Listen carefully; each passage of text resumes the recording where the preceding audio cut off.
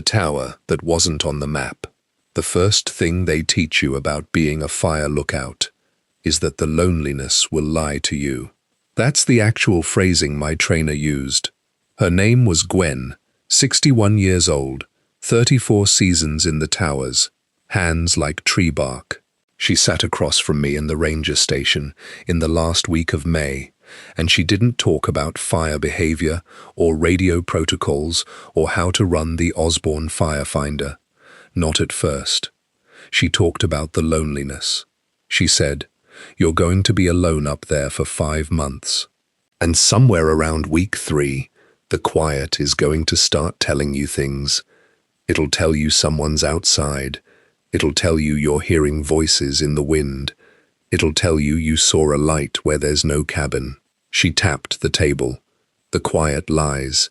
You write it down, you report the facts, and you don't argue with it. You understand. I said I understood.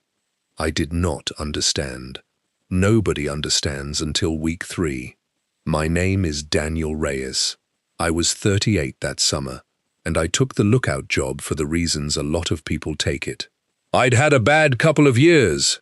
A marriage that ended not with a bang, but with a slow, exhausted silence.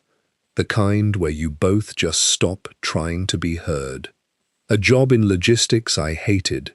A father who died in March and left me nothing but a storage unit full of things I couldn't throw away and couldn't look at. I wanted to go somewhere the world couldn't reach me. I read an article about fire lookouts, about the last of a dying profession, men and women who sit alone on mountaintops watching for smoke, and something in me just leaned toward it, like a plant toward a window. The tower I was assigned to was in a national forest I'm not going to name, in the northern part of a state I'm also not going to name, because I've been asked not to, and because after everything, I've decided the people who asked me have earned that much. Call it Sable Ridge. That's close enough. The lookout was a 14 by 14 cab sitting on top of a 40-foot steel tower, perched on a granite dome at just over 8,000 feet. On a clear day, I could see maybe 60 miles in every direction, a green ocean of pine broken by ridgelines, by the silver thread of a river, by the blue haze of far mountains. The nearest road that a normal vehicle could handle ended 9 miles away. The last stretch you hiked, or you took a mule, and the Forest Service had one very old, very unbothered mule named Clyde, who brought my supplies up every 2 weeks, with a packer named Enrique, who spoke about 40 words to me across the whole season, and every one of them was worth hearing. I'm telling you all of this, the mule, the miles, the Osborne Firefinder, because I need you to understand that this was a real place, a documented, mapped, bureaucratically accounted for place. There were forms, there were maps of the maps, and the tower I found was on none of them. Let me tell you how the first 3 weeks went, because they matter. They matter because they were normal, and because I need you to trust that I know the difference. You wake before dawn. The sky over the eastern ridges goes the color of a bruise healing, purple to pink to a thin gold line. And then the sun comes up, and the whole world is yours, and no one else's. You do your morning check. Weather observations, temperature, humidity, wind speed, and direction, radioed in to dispatch on a schedule. You clean the windows, all of them, 360 degrees of glass, because a smudge on the glass at the wrong angle can look like a smoke column, and a real smoke column can hide behind a smudge. You walk the catwalk. You scan. You scan again. You get to know your country. That's what the old lookouts call it, your country, the land you're responsible for, until you know it the way you know a lover's face.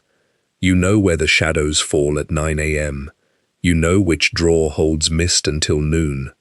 You know that the glint at 2 o'clock is a pond and not a fire, because you've watched it glint at exactly that hour for 11 straight days. That's the job. You become an instrument. You become a very slow, very patient machine for noticing when something is wrong. And that's exactly why I noticed the tower. It was the 23rd day. I remember because I'd made a little calendar on the inside of a cabinet door, scratching off days with a pencil like a man in a cell, which even at the time struck me as funny. I was doing my afternoon scan on the southwest quadrant, the direction of a series of ridges I'd nicknamed the Knuckles because they rose in a row like a closed fist. Beyond the Knuckles, the land dropped into a drainage I couldn't see the bottom of, and past that rose a solitary dome of grey rock, bald on top, maybe 14 miles out. I'd scanned that dome 40, 50 times. I knew it. It was empty rock. That afternoon there was a tower on it. I want to be precise about my reaction, because it wasn't fear. Not at first. My first reaction was purely professional annoyance.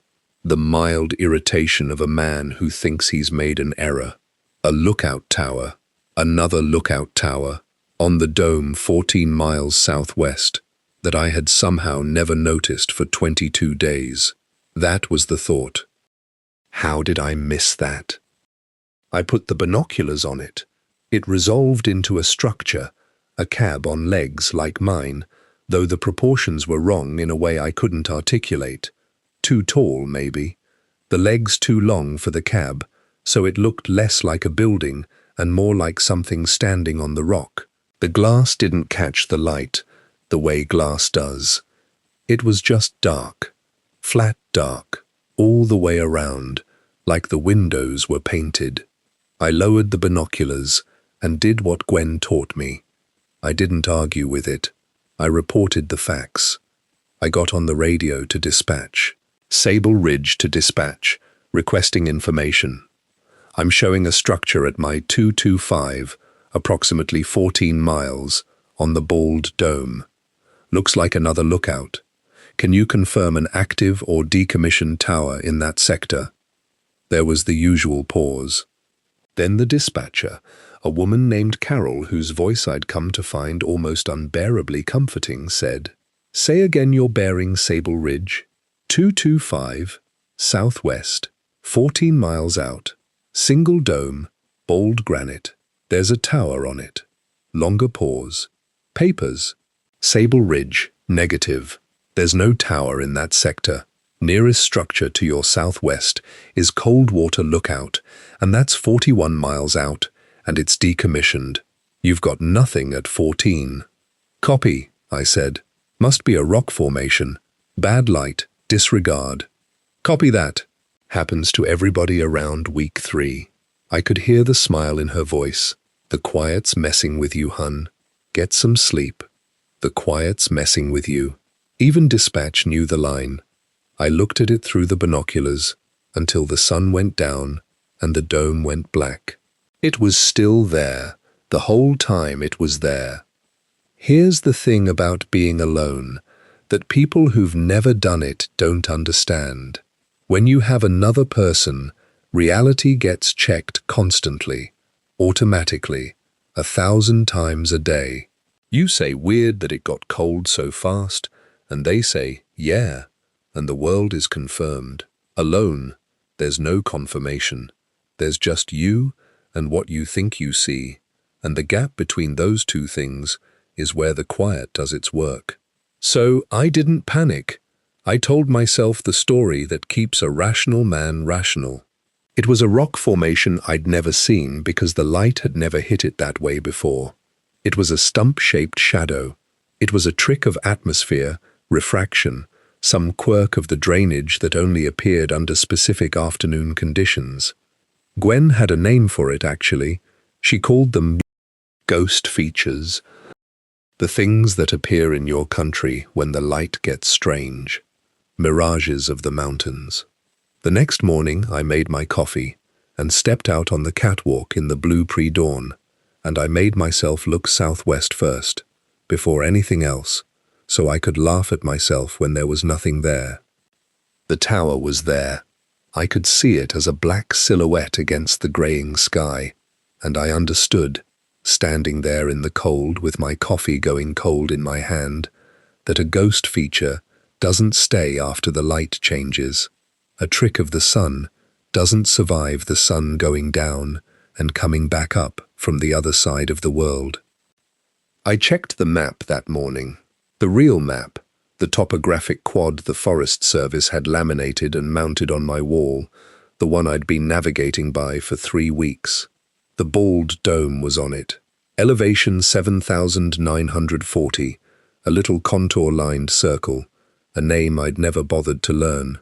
And on it, nothing, no tower symbol, no structure, no dashed line for a trail leading up to it, just rock. I got out the older maps too, the ones in the metal supply cabinet, historical quads going back decades, because sometimes a decommissioned tower falls off the modern maps but survives on the old ones. I found towers that no longer existed. I found Coldwater, 41 miles out, marked and dated. I found a lookout that had burned down in 1961, still ghosting there on the yellowed paper. I did not find anything on the bald dome, not on any map, not on the map from this year, and not on the map from before I was born. That was the first night I didn't sleep. I need to explain something about the mind up there, because otherwise you'll judge my next decision, and you'd be right to if you didn't understand. The isolation doesn't make you crazy. That's the myth. What it does is much quieter and much worse. It removes the friction. Down here, in the world, if you have a strange idea, I should hike 14 miles alone into an unmapped drainage to investigate an impossible tower. A dozen forces stop you. Your wife asks where you're going. Your friend says that's insane. Your job needs you Monday. The sheer social gravity of other people keeps you inside the lines of the reasonable. Up there, there's no gravity. There's just you and the idea gets to grow in the dark with nothing to prune it. By the 4th day, the tower had stopped being a problem I wanted solved and become a hunger. Needed to know. Not knowing was a splinter working deeper every hour. I would scan my country dutifully, north, east, north again, and my eyes would drag back to the southwest like a compass needle, every time, and there it would be. And there was something else, which I only admitted to myself much later. My father had just died. My marriage was ash. I had come to this mountain specifically to be a man to whom nothing happened, and here was something happening. Here was a mystery that had chosen me alone out of the whole indifferent world. I'm not proud of how much I wanted it to be real, but wanting a thing to be real is its own kind of danger, and I know that now in a way I'll never be able to unknow. I radioed it in one more time, on day 5, framing it carefully. Dispatch, Sable Ridge, still showing that structure at my 225. It's persistent through different light conditions. I'd like to note it in my log formally. How do you want me to code it? Carol's voice, after a pause. Stand by, Sable Ridge. A long standby. 2 minutes, 3.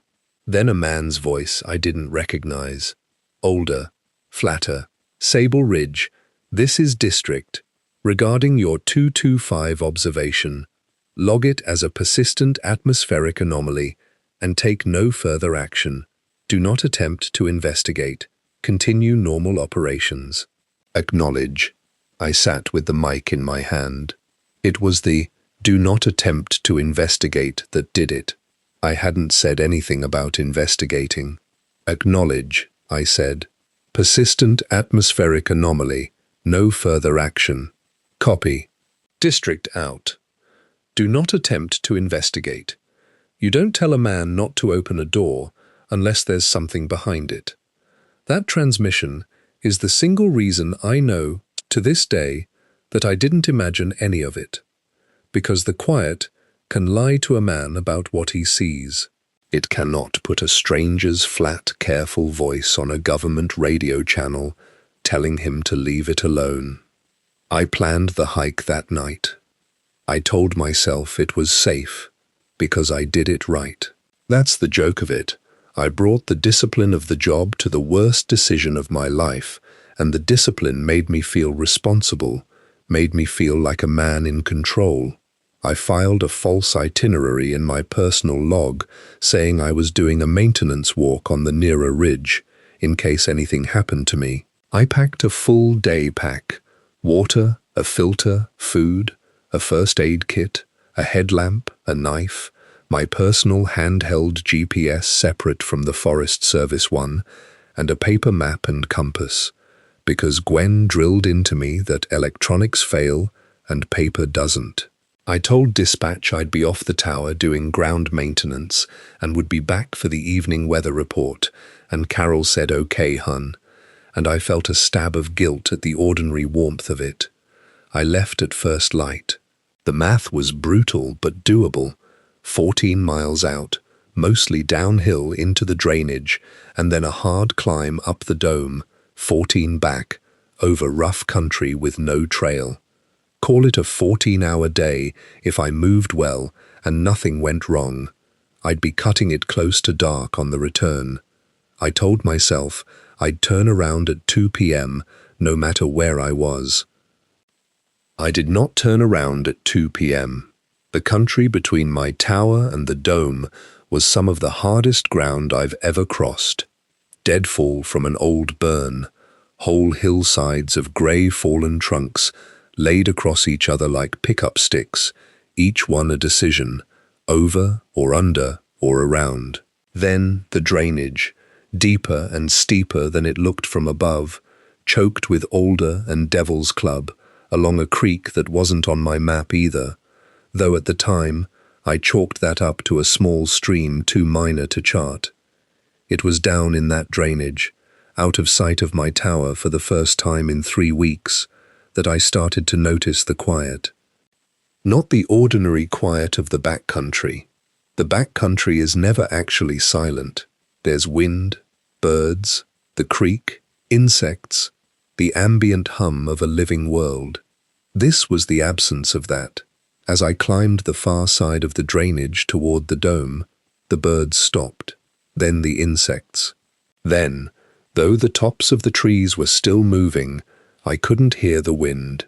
It was like walking into a room with the door closing behind you, degree by degree, until the last of the world's sound was a thin line, and then gone. I stopped, and I stood there, in a silence so complete I could hear my own pulse, and I understood that I should turn back. I understood it the way you understand a thing in a dream, distantly, from behind glass.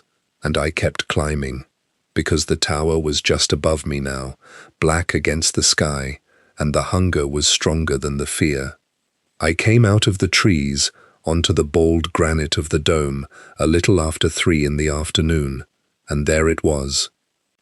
I've spent a long time trying to describe it to the people who needed me to describe it, and I've never gotten it right, because the wrongness of it wasn't in any single detail.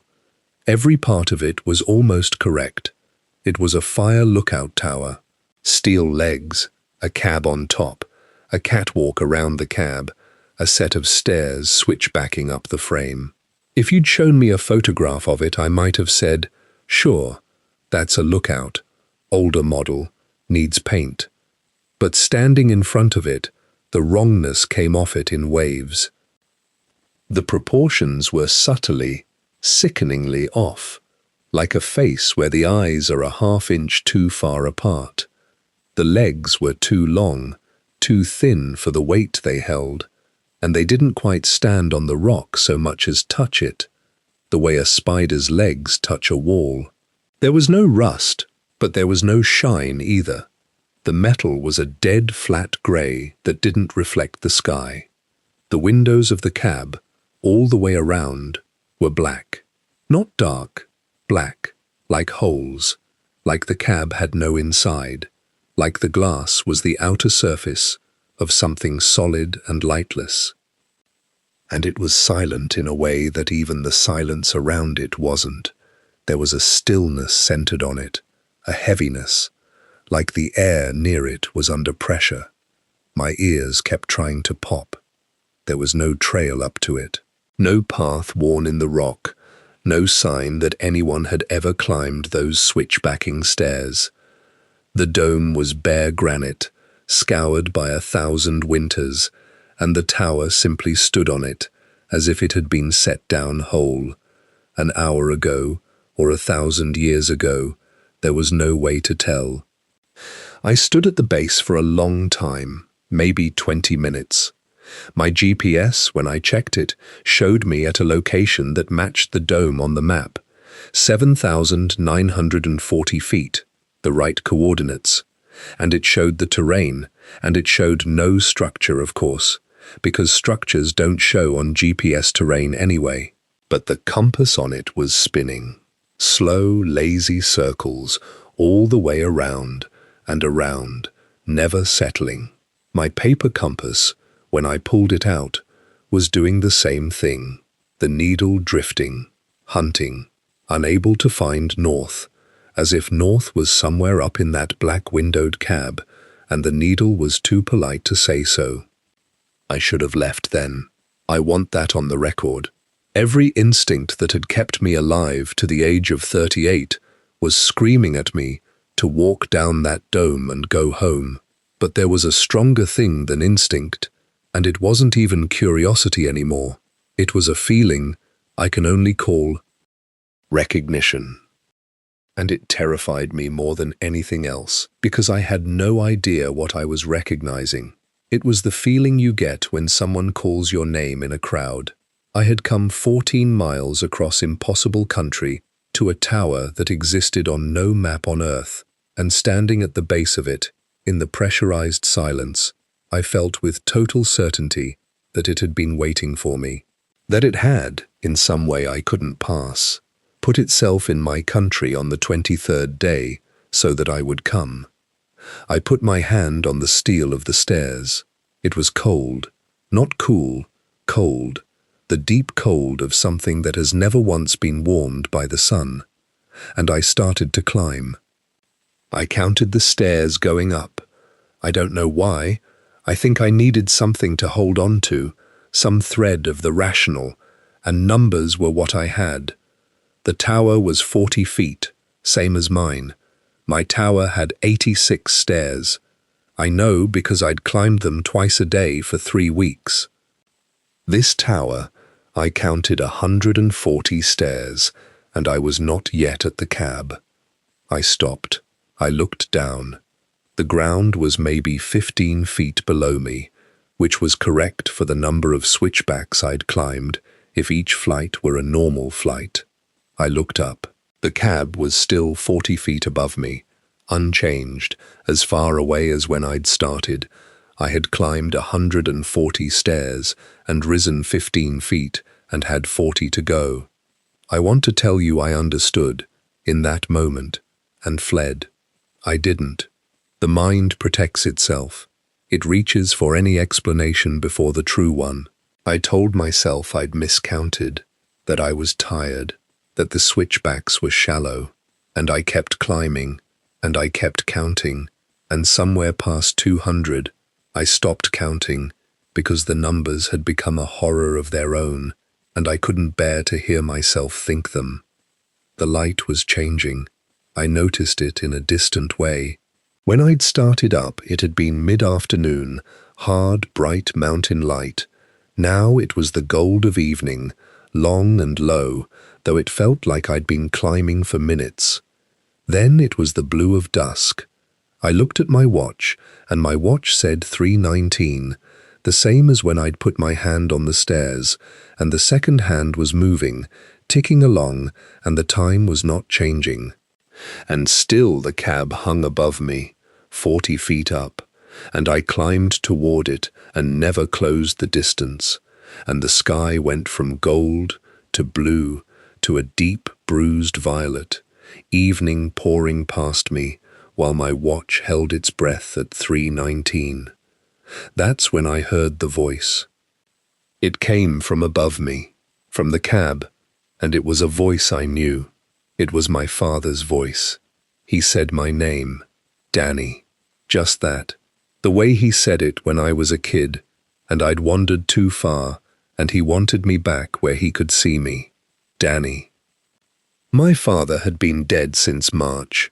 I had scattered him myself, or half of him, and left the other half in a box in the storage unit because I couldn't decide, because I could never decide anything with him, alive or dead. And here was his voice, warm and impatient, and his coming down the stairs of an impossible tower, calling me up. I have never in my life wanted anything the way I wanted to climb those last 40 feet. Every grief I'd stuffed down since March rose up in me at once. He was up there. Some part of me that was not rational and would never be rational again was certain of it. My father was up there in the black-windowed cab, and all I had to do was climb, and I would see him, and I could tell him all the things you only think of after. I climbed. God help me, I climbed faster. And the tower let me get close. It hadn't before. It had held the cab away from me for 200 stairs. Now, the distance closed. 20 feet. The voice again. Danny, come on up. 15 feet. I could see the underside of the catwalk. 10. And in the last of the violet light, I saw that the black of the windows wasn't glass, and it wasn't paint. It was depth. The cab was a mouth. The windows were the dark of a throat, and the voice was coming up out of that throat, wearing my father's shape, the way a hand wears a glove. And the "come on up" wasn't warmth. It was hunger. It was the exact hunger I'd felt for 3 weeks looking southwest. And I finally understood whose hunger it had been the whole time.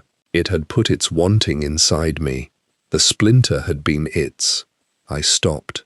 I don't know where the strength came from. I've thought about it every day since. I think it was the wrongness of one small thing.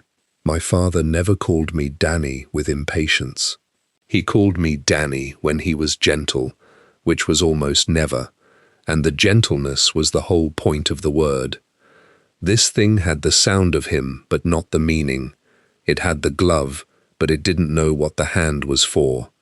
And the moment I stopped, the moment I doubted, the tower changed. The cab, 10 feet above me, tilted toward me. The whole structure leaned, the way a person leans down to look at something small, and the black windows swung toward me, and I felt the pressure in the air become a pull, an actual physical suction, my ears screaming, the dead grey steel under my hands suddenly warm, suddenly soft, suddenly not steel at all, and the voice dropped every pretense of being my father and became a sound I have no words for, a sound below sound, a sound I felt in the fillings of my teeth. I let go of the stairs and I jumped. I don't remember the fall. The doctors said I fell about 30 feet, which is impossible, because I'd climbed over 200 stairs, but nothing about that day obeys arithmetic. I woke in the grey light of dawn at the base of the bald dome, on the bare granite, with a broken left wrist, 3 cracked ribs, a concussion, and no tower anywhere above me. The dome was empty rock. It was empty rock the way it had always been, on every map. There was no structure, no steel, no black-windowed cab. There was just grey granite going pink with sunrise, and a raven watching me from 20 feet off, and the ordinary sounds of the backcountry, wind, birds, the far mumble of the creek. The world's sound had come back. The room had opened its door. My watch was working. It said 5:52 a.m. I had left my tower at first light the previous day. I had lost, or the tower had taken, or I had spent climbing stairs in a slice of time folded out of the ordinary day, around 24 hours. Getting back nearly killed me. 14 miles of the hardest country I've ever crossed, with a broken wrist and cracked ribs and a head that wouldn't hold a straight thought, sipping the last of my water, throwing up twice from the concussion. I don't remember most of it. I remember the deadfall. I remember weeping in the drainage, not from pain, but from the pull of the thing behind me, the way part of me wanted to turn around and go back and climb the stairs and let it be my father one more time, and the effort of not doing that was worse than the wrist. I made it back to my tower a little after dark on the second day. I got on the radio and I said, "Sable Ridge to dispatch. I need a medical evac." And Carol's voice came back sharp and frightened. "Sable Ridge, where the hell have you been? You missed 2 weather reports and your check-in. We've had... Stand by. Stand by." And then, before I could say anything else, that same flat, older voice from before, the district voice, came on the channel, calm and immediate, like he'd been sitting by the radio for 2 days waiting. "Sable Ridge, this is district. Are you injured?" "Yes." "Did you reach the structure at your 225? "Not." "What structure?" "Not?" "You were told not to investigate." "Just, did you reach it?" "Yes," I said. A pause, and then quieter, almost human for the first time. "Did you go inside?" "No," I said. I stopped. I jumped. Another pause, longer. When he came back, his voice had changed. There was something in it I can only describe as relief, and underneath the relief, a very old, very tired grief. "Stay where you are, Sable Ridge," he said. "Do not go back out. A team is coming for you. You did the right thing by stopping." Very few people stop. And then, so quiet I almost missed it. Not really to me, God. Very few people stop. The team that came for me was not a Forest Service search and rescue crew. They came in the dark, before dawn, 4 of them, and they came up the 9 miles in maybe 2 hours, which is not possible carrying the equipment they carried. They wore plain grey field clothes with no insignia.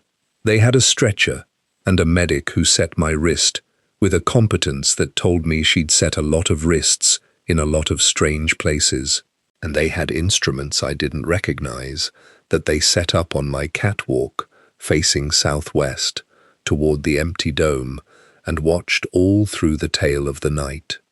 The man in charge introduced himself only as Halloran. He was older, grey, with the flat, careful voice from the radio.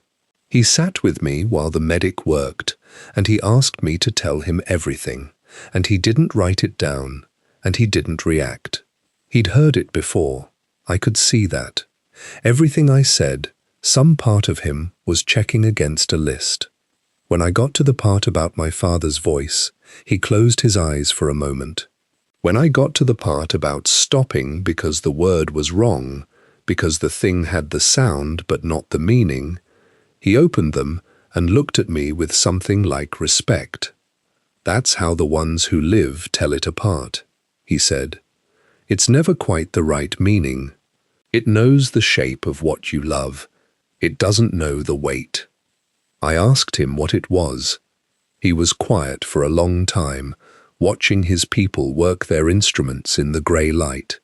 Then he said, the only real thing he told me all night. "We don't know what it is. I want to be honest with you, because you've earned it, and because the lie doesn't hold up for people who've stood at the base of it. We don't know what it is. We know it's not the only one. We know they appear, that's the wrong word, but it's the closest one. They appear to certain people in certain places when those people are alone and carrying more grief than they can hold. It uses the alone and it uses the grief. We think the grief is what it eats, or the grief is the door, We've argued about it for 40 years. We have case files going back further than that. We have a lot of case files, Mr. Reyes, and very few of them end with somebody coming down the stairs. He told me the log entry code, the one district had given me, persistent atmospheric anomaly, was their code, their flag. When a lookout, a fire watch, a surveyor, anyone in a tower or a station in the backcountry reports a persistent structure that isn't on the map, at a bearing that stays fixed through changing light, it trips something, somewhere, and they get the call, and they try to get there in time to say, "Do not attempt to investigate." "We're almost never in time," he said. "The kind of person it calls is the kind of person who goes. That's the whole cruelty of it. It only calls the ones who'll come." I asked why me. I asked what was special about me. He looked at me for a moment, and then he looked away, out at the lightning country, and he said, "Nothing's special about you. That's not how it picks. It doesn't pick strength or weakness. It picks the wound. You had a fresh one." He paused. "I'm sorry about your father. I never told him my father had died. I never told any of them. They evacuated me that morning. A helicopter that came in without markings and left me at a small county hospital where the paperwork said I'd fallen doing solo trail maintenance, which was, in its own way, close enough to true. My season was over. The Forest Service was apologetic and kind and treated me like a man who'd had an accident, because as far as the Forest Service knew, that's what had happened. Halloran's people don't wear the Forest Service's uniform, and they don't show up in the Forest Service's files. They exist in the gap between what's on the map and what's on the mountain, and they've been living in that gap for a long time. Before they took me down, Halloran gave me a card. No name, no logo, just a phone number, and handwritten on the back, a case number. Mine, I assume. A long string beginning with the letters PA, which I later decided stood for persistent anomaly, and which I've thought about more than I've thought about almost anything else in my life. He said, "If it ever calls you again, and for some people it does, once it's had a taste and lost it, you call that number first, day or night. You don't go toward it, you call." I asked him if that ever happened, if it came back for people.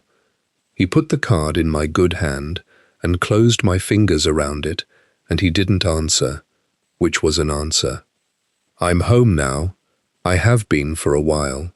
My wrist healed crooked and aches when the weather turns. I didn't go back to the towers, though I think about my country every single day. The real one, the green ocean of pine, the glinting pond at 2 o'clock, the honest loneliness of it that only ever lied to me the ordinary way. I've kept the card. It's in my wallet, behind my ID, and every few months I take it out and look at the number and the case string starting in PA, and I put it back. Because here's the thing I haven't told anyone, the thing I'm telling you now, whoever you are, listening to this. Last month I dealt with the storage unit, my father's storage unit. I'd been avoiding it for over a year, and I finally went, and I stood in that cold metal room full of his life, and at the very back, under a tarp, I found the box, the other half of him, the half I couldn't decide about, and I sat down on the concrete floor, and I finally let myself grieve him, all of it, the whole ugly, complicated weight of him, the man who could only be gentle by accident, and only ever called me Danny when he meant it. And when I finally stopped crying and looked up, exhausted, wrung out, cracked open, in exactly the way that thing on the mountain feeds on, there was a smudge on the storage unit's little dirty window, a tall, thin smudge out in the parking lot, in the dark, past the fence, a shape. Legs too long for the body, too far away to be sure, fixed, and still and dark all the way through, the way glass is dark when it's really a throat. It was probably a light pole. It was probably nothing. The quiet lies, and the grief lies, and I know that better than anyone alive. I got out my wallet anyway. I took out the card, and I'm looking at the number right now.